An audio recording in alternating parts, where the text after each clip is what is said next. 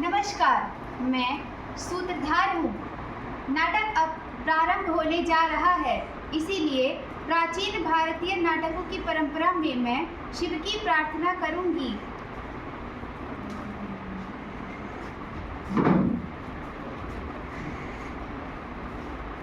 ये नाटक किसी देश विशेष की कहानी नहीं है। ये कहानी है मनुष्य की, जिन्होंने अपनी स्वार्थ और सुविधा के लिए विश्व, महाद्वीप, देश आदि में विभाजित कर दिया है। ये नाटक के अभिनेता हैं जो अपने अभिनय चातुर्य और आप लोगों की जीवंत उपस्थिति के सहयोग से नाटककार की क्षुद्र कल्पना को एक साकार रूप प्रदान करेंगे। तो आइए अब मैं इनका परिचय दे देती हूँ। तो ये हैं मैं राजा हूँ। जी हाँ, ये राजा हैं। इन्हें आप किसी भी नाम से पुकार सकते हैं, कबीले के सरदार, प्रधान, मुखिया, राजा, राणा, जार, छत्रपति, डिक्टेटर, प्रधानमंत्री, राष्ट्रपति या कुछ और। कहते हैं राजा के सिर पे कांटों का ताज होता है। ना ये दिन में चैन से खा पाते हैं, ना सो पाते हैं। दिन रात काम और चिंता में मग्न रहते हैं। इनके जीवन में शांति नहीं होती है। क्यों? किस लिए सहन करते हैं कांटों से भरा जीवन? देश के लिए, मानव भविष्य के लिए, विश्व शांति के लिए। नहीं, मैं बताती हूँ, केवल सत्ता के लिए, आत्मगौरव के लिए।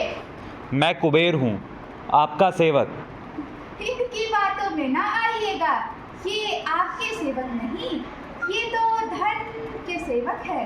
धन वो चाहे रुपया हो, डॉलर या पाउंड हो, येन या फ्रैंक हो, इनका देवता है। ये लक्ष्मी के मंदिर के बड़े पुजारी। एक कहानी याद आ गई। ऐसे ही किसी लक्ष्मी भक्त की मृत्यु के बाद भगवान ने उससे पूछा कि तुम्हें कहाँ भेज दूँ, स्वर्ग या नर्क? जहाँ दो सिक्कों का फायदा हो वहीं भेज दीजिए। कहते हैं लक्ष्मी का वाहन उल्लू होता है। उल्लू की आंखें तो रात के अंधेरे में भी देख लेती है। इनकी व्यापार बुद्धि हर स्थिति में देख लेती है। कैसे बनेंगे दो सिक्के? खैर छोड़िए। कोई साधारण व्यक्ति साधारण मनुष्य के समान अपना जीवन यापन करे तो इसमें इनकी कोई रुचि नहीं। कोई साधारण व्यक्ति असाधारण नैतिकता का परिचय दे तो इसमें भी इन्हें मजा नहीं आता। लेकिन यदि कहीं चोरी हो जाए, हत्या हो जाए, बलात्कार हो जाए, डाका पड़ जाए, किसी की बीवी भाग जाए, कोई कुंवारी माँ बन जाए, भ्रूण हत्या हो जाए, या रात के अंधेरे में पार्क के कोने में कोई जोड़ा पकड़ा जाए तो इनकी लात पड़ेगी। ये आप कैसी बातें करते हैं? तो क्या मैं झूठ कह रही हूँ? जनता जो चाहती है वो हम देते हैं। राम भजिए, भला मेरी इतनी हिम्मत हो सकती है? मैं तो सिर्फ दो ही से डरती हूँ, ऊपर करतार और नीचे पत्रकार। इसमें मेरा कोई दोष नहीं। मैं तो नाटककार के दिए हुए शब्द ही कह रही हूँ। मैं इस नाटककार को नष्ट कर सकता हूँ। कैसे? इस नाटक की कड़ी आलोचना करके, उसके व्यक्तिगत जीवन पे कीचड़ उछाल के, या उसे इग्नोर करके वो अपने आप भी खत्म हो जाएगा। भाई ये तो बड़ा खतरनाक आदमी है। मैं एमए पास हूँ। मैंने आपसे आपकी शिक्षा नहीं पूछी थी। मैंने 3 विषयों में एमए किया है, ओह, हिस्ट्री, फिलॉसफी और पॉलिटिक्स। मेरी समाज सेवा में भी रुचि है। अच्छा, तो आपने क्या समाज सेवा की है अब तक? मैंने सोशल सर्विस से डिप्लोमा किया है। बस डिप्लोमा? इनके पास डिग्री और डिप्लोमा तो इतने हैं कि किसी गधे का बोझ जरूर होगा। मेरी कलम में ताकत है। सांप का कांटा बच जाए पर मेरी कलम का मारा नहीं बच सकता।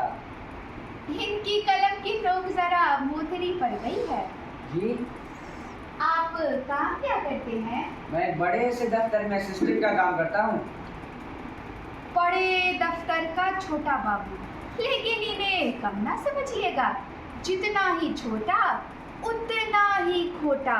राज चाहे गोरों का हो या काले लोगों का, पीलों का हो या भूरे लोगों का, शासन की कठपुतली नचाने के लाल फीते इन्हीं की उंगलियों में होते हैं।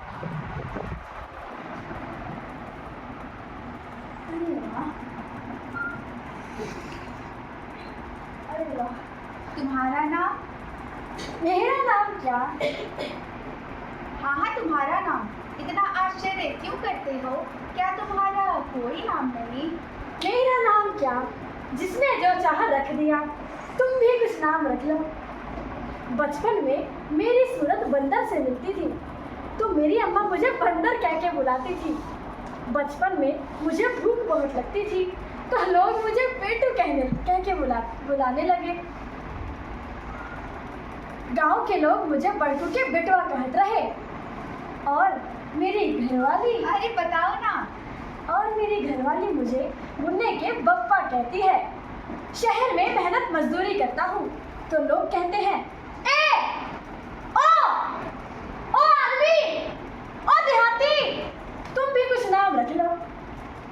तो तुम्हारा कोई नाम नहीं, तो मैं तुम्हें अनामी कह के पुकारूंगी। ये लो, एक नाम और मिल गया। बीड़ी पियोगे? अरे नहीं नहीं। हाँ, तुम कहाँ बीड़ी पीते होगे, तुम तो सिगरेट पीते हो, सिगरेट। बीड़ी पीने वाला वर्ग और सिगरेट पीने वाला वर्ग, दोनों में कितना अंतर है। अच्छा भाई अनामी, एक बात तो बताओ, तुम बीड़ी पीने का पैसा लाते कहाँ से हो? तुम क्या समझते हो? मैं चोरी करता हूँ, मेहनत मजदूरी करता हूँ, तब जाके बीड़ी पीता हूँ। मेहनत मजदूरी के पसीने की कमाई है। हाँ, तो ये थे हमारे नाटक के पात्र, जिन्हें आपने अलग अलग देखा, किंतु परिवेश से कटा व्यक्ति कभी भी संपूर्ण नहीं होता। तो आइए देखें कहाँ है ये लोग। अखबार अखबार अखबार, गर्मा गर्म खबर पढ़िए, ताज़ा ताज़ा खबर, मसालेदार खबर, भड़ाकेदार खबर। कोई अखबार पढ़ने वाला नहीं। इस मुल्क में कुछ नया नहीं, सब कुछ एकदम बासी बासी हो गया। अखबार पढ़ने में किसी का कोई मज़ा नहीं आता। अखबार अखबार अखबार अखबार।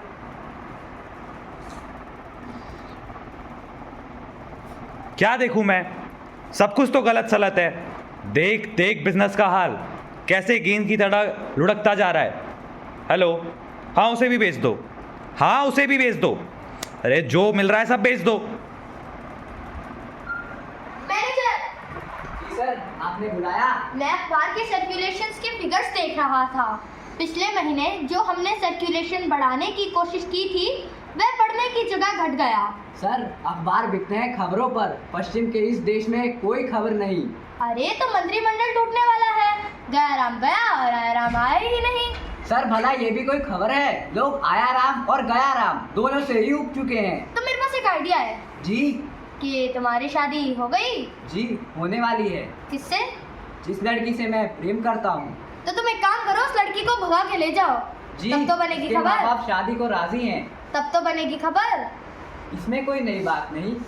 अक्सर ही प्रेमी प्रेमिका को भगा कर ले जाते हैं। तो तुम एक काम करो, मेरी भी भगा कर ले जाओ। पश्चिम के इस देश में कोई खबर नहीं, ऐसा कुछ नहीं जिससे जीवन में उत्साह की लहर आए। सब कुछ बुझा बुझा सा है। गिरता हुआ व्यापार, बिखरता हुआ शासन तंत्र, उजड़ता हुआ समाज। बाबू! अरे अनामी तुम आओ आओ। बाबू, माचिस है क्या? अरे अनामी तुमने कुछ कहा? हाँ बाबू, तुम्हें से माचिस है क्या? अरे हाँ क्यों नहीं, ये लो। सच बाबू, मजा आ गया। पश्चिम के इस देश में अभी भी एक ऐसा आदमी है जिसे मजा आता है। सच बाबू, मजा आ गया। किसमें? बीड़ी में? अरे नहीं, आज धोबियों के मोहल्ले से जा रहा था, तो वहीं एक गाना सुना। तुम भी सुनोगे? अरे हाँ क्यों नहीं, सुनाओ। तेरे घाट ना जाऊं धोबिन, तेरे घाट ना जाऊं धोबिन, घाट फिसलना रे हो। तेरे घाट ना जाऊं धोबिन, तेरे घाट ना जाऊं धोबिन, घाट फिसलना रे। ये पश्चिम का नहीं लगता। इसकी मस्ती, इसका विनोदी स्वभाव और इसके अंतरंगों से निकली हुई हंसी सब कुछ बाहर के प्रतीत होते हैं। यहाँ तो ऊब सत्य है, हताशा का साम्राज्य है, निराशा की प्रतिष्ठा है।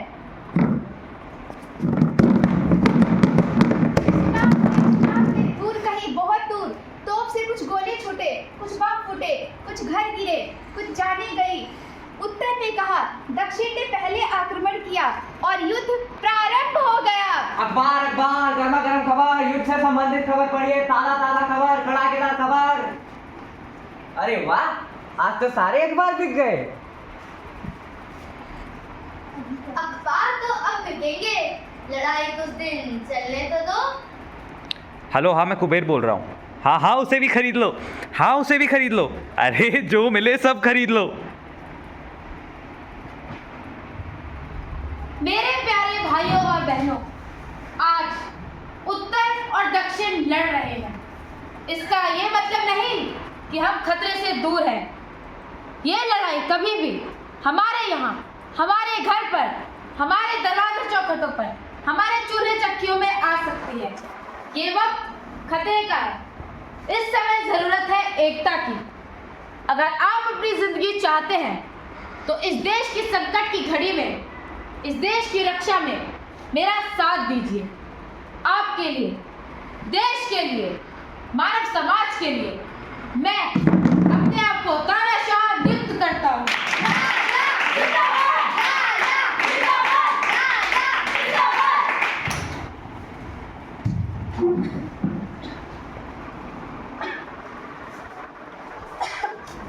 अरे अनामी, तुम तो बीमार हो। 2 महीने से तबीयत खराब है बाबू। 2 महीने से तबीयत खराब है बाबू। हल्की हल्की खांसी आती थी, अब तो बेदम कर देती है। तुम इसका इलाज क्यों नहीं करवाते? इलाज? बाजार में तो जैसे आग लगी हुई है। हर चीज बाबा मोल है। सुनो, पहले इलाज कराए या पेट भरे?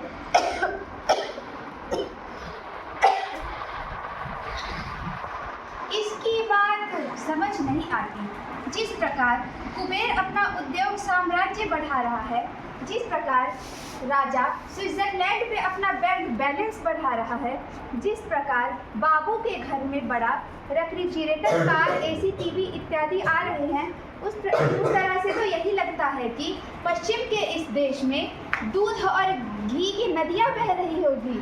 फिर इसे 2 वक्त का खाना क्यों नसीब नहीं होता? इसकी बात समझ नहीं आती। मंत्री जी महाराज, हमें एक को कुचल देंगे, क्या समस्या है आपको? जनता आपके विरुद्ध हो गई है। जनता? ये किस चिड़िया का नाम है? एक बहुत ही बेवकूफ जानवर है। फिर उससे डर कैसा? लेकिन बहुत खतरनाक भी है। बेवकूफ भी और खतरनाक भी? जी महाराज। अगर उसमें इतनी ताकत है तो हम उससे मिलेंगे। किस लिए?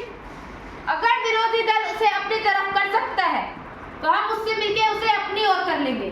बहुत खूब महाराज, बहुत खूब। है ना बढ़िया तरकीब? क्या कहने आपकी बुद्धि के।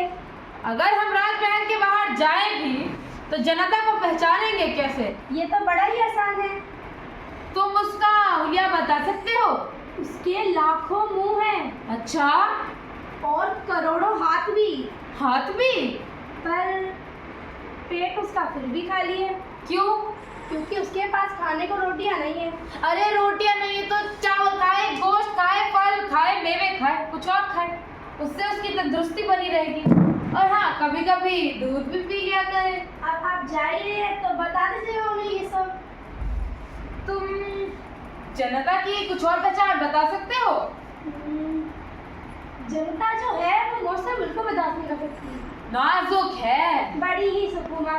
ज्यादा गर्मी पड़ जाए तो भी मरने लगती है, ज्यादा सर्दी पड़ जाए तो भी मरने लगती है। और पहनावा? बहुत ही कम कपड़े महाराज। फैशनेबल है। उसके सर पर सिर्फ तारों भरा आसमान है। रोमांटिक भी है।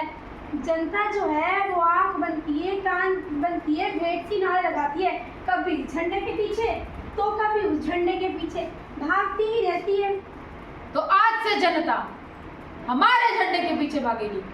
हमारा झंडा, जनता का झंडा, हमारा झंडा, जनता का झंडा, हमारा झंडा। लो सेक्रेटरी, आ गए हम राजमहल के बाहर। कहाँ है जनता? यही कहीं होगी, अभी हत्ती होगी। उफ, ये तपिश, ये गर्द गुब्बार, ये बदबू, ये धूल, हमसे तो यहाँ खड़ा ही नहीं रहा जाएगा। ये धूप तो हमें भूल ही डालेगी। आप मेरी परछाई में नहीं खड़े हो जाइए।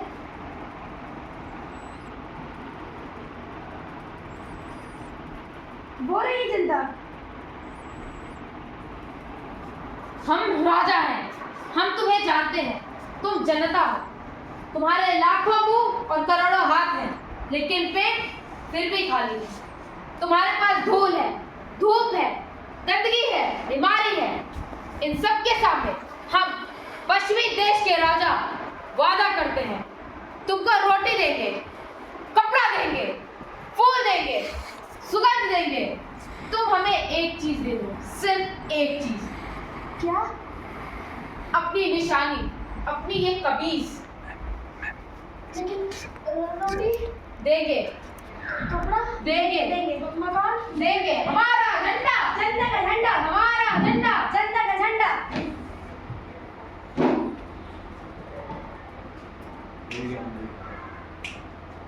मिल गया, मिल गया। सच मिल गया? हाँ मिल गया, मिल गया। कहाँ है? आओ मेरे साथ। चलो। राजा, ओ राजा। मालिक, ओ मालिक, यहाँ कोई राजा नहीं रहता। हम तुम्हें ही पुकार रहे हैं राजा। सुनो ना राजा। मुझको? हाँ तुमको। तुम लोग क्या सीधा पागल खाने से चले आ रहे हो? कौन है ये छप्पर का नाती? तुम्हारा दास, तुम्हारा नौकर। तो वो कौन है? तुम्हारा बाप? हमारे भाई बाप सब कुछ तुम ही तो हो। इस देश के असली राजा तुम हो। वो तुम्हारा हक मारकर राजमहल पर कब्जा किए है। कितनी भी है? तुम मेरी बात समझो। उस राजा के पास जो कुछ है कहाँ से आया? सब तुमसे ही तो लिया है। वो कैसे? तुमने मेहनत की, जमीन तोड़ी, फावड़ा चलाया, तभी तो सबका पेट भरा। आज तुम ही भूखे हो। तुमने मशीन चलाई, फैक्ट्री चलाई, तभी तो दौलत आई। आज तुम्हारे पास दवाई का पैसा तक नहीं। तुमने मेहनत की, धरती के सीने पर कपास उगाई, सारी दुनिया को कपड़ा पहनाया, लेकिन तुम खुद नंगे हो। तुमने समुद्र के गर्भ में जाके मोती चुने, पर आज तुम्हारे बच्चे भूखे हैं। तुमने मेहनत की, राजमहल का शिखर आसमान को चूमने लगा, लेकिन तुम्हारे सर पर छत नहीं। तुमने ही तो स्कूल बनाया था। तो तुम्हारा लड़का उसमें क्यों नहीं पढ़ता? तुमने अपनी मेहनत से दिन रात एक करके रख फिर दिया। क्यों तुम्हारी बीवी खाली पेट सोती है? तुमने गन्ने उगाए। फिर क्यों तुम्हारे बच्चे मिठाई को तरसते हैं? तुम तेल निकालने जमीन के अंदर गए। खिलौनों को ललचते हैं, गन्ने हैं, भूखे हैं, इधर उधर ठोकरे खाते, कुत्ते जैसे, इधर उधर मरते मिटते। कीड़े मकोड़े जैसे। बस करो बाबू, बस करो। क्या चाहते हो? हम तुम्हें रोटियां देंगे। 2 वक्त भरपेट। अब तुम्हारी बीवी भूखे पेट नहीं सोएगी। सच? तुम्हारे बच्चों को खिलौने? हाँ एकदम सच। हम तुम्हारे लिए लड़ेंगे, तुम्हारे लिए जान तक दे देंगे। तुम्हारे बच्चे को पढ़ाई देंगे। तुम्हें जिंदगी में मान शान देंगे। सिर्फ तुम हमारे साथ हो जाओ। अच्छा हो गए। सिर्फ एक चीज तुम दे दो, क्या? अपनी ये बनियान, अपनी निशानी। ले जाओ, लेकिन रोटी देंगे। देंगे। कपड़ा देंगे। मकान देंगे। देंगे।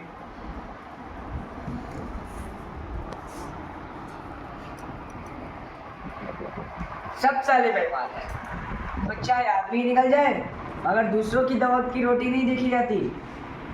बाबू, ओ बाबू, बाबू नहीं, बकरा कहो, बकरा। नाराज क्यों होते हो? हम तो बेजुबान हैं, जब चाहे हलाल कर दो। क्यों?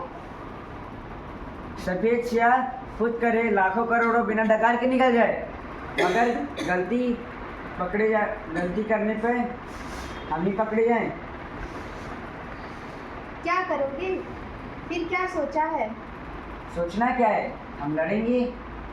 लड़ सकोगे? क्यों नहीं? अगर नहीं लड़ेंगे तो जीने कौन देगा? मिल गया।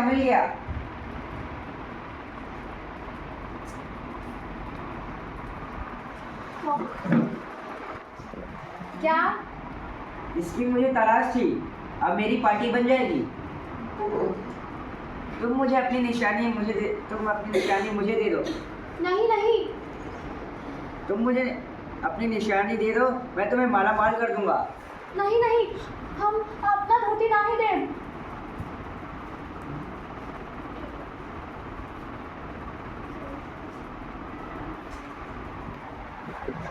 मैं नहीं दूंगा। कहाँ जा रहे हो? वो हमारा धोती निकालने जा रहा है साहब। तो उतार लेने दो। क्या? हाँ हाँ, उतार लेने दो, तभी तो मैं तुम्हारी फोटो खींच कर अखबार में छापूंगा। तुम्हें शर्म नहीं आती? शर्म? कैसे शर्म? शर्म वरम तो गांव के गवार करते हैं। हम गांव के गंवार ही सही, हमारी आंखों का पानी नहीं भर गया है। अजीब घमंड है। इस साल फसल अच्छी हुई थी, किसानों ने मंडियों में गल्ला भी बेचा था। फिर ना जाने क्या हुआ, सब का सब गल्ला मंडी से गायब हो गया। कोई पता ना लगा सका, राजा के वफादार से भी नहीं। अनाज के अभाव में गांव के लोग शहर की तरफ भागे, शहर वाले गांव की तरफ, किंतु अन्य कहीं दिखाई नहीं पड़ा। अनामी की हालत ठीक नहीं रही, इसने बेखासना शुरू कर दिया।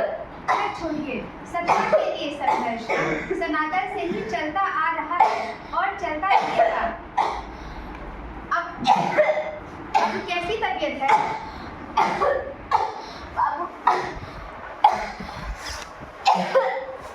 बातचीत से कुछ नहीं खाया है। अरे अनामी, तुम्हें कुछ नहीं होगा, घबराओ मत, तुम्हें कुछ नहीं होगा।